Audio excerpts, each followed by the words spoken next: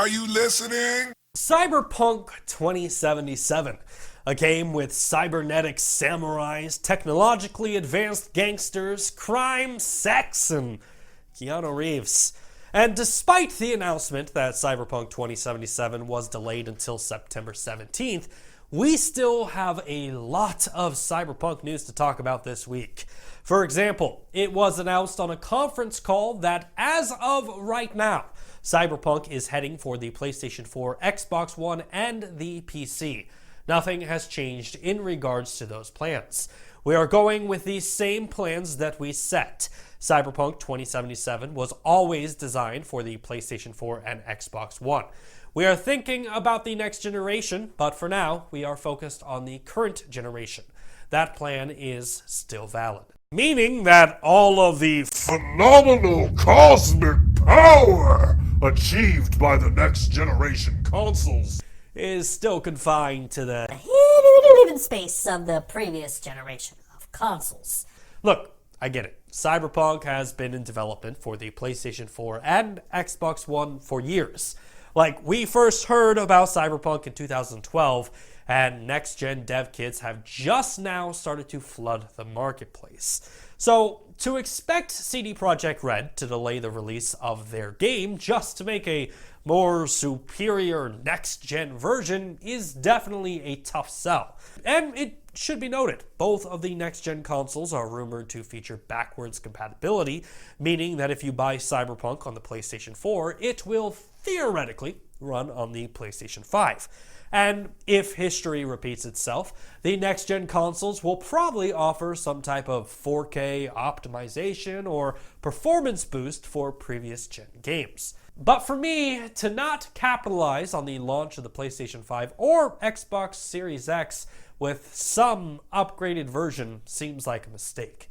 You see, the generational gap between the original PlayStation 4 and the PlayStation 5 is massive. With Cyberpunk, CD Projekt Red wants to be this mind-blowing, generation-defining game. So why not do it with the new consoles? There are things that you can achieve on the PlayStation 5 and Xbox Series X that just are not possible with the original PS4 or Xbox One. Why make gamers wait for the best experience on next-gen consoles when they could just get it right out of the gate?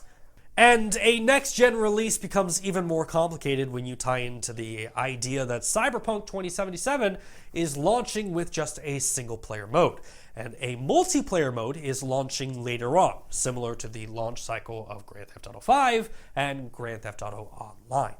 And according to Polygon, CD Projekt Red's Michael Nowakowski told investors this week, given the expected release of Cyberpunk 2077 in September, and frankly speaking of the series of events we expect to occur after that date, 2021 appears unlikely as a release date for Cyberpunk multiplayer. So we may not even get Cyberpunk multiplayer until 2022.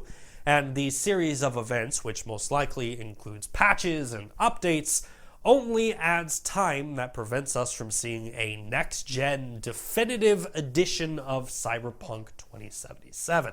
And I understand that for some of you out there, the idea of a definitive edition of Cyberpunk 2077 probably makes you groan.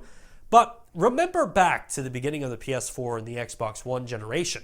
Grand Theft Auto 5, which launched on the PS3 and Xbox 360, received an updated version that revolutionized that game.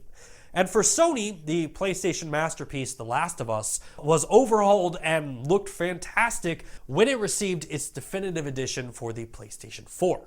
And either way, as always, time will tell.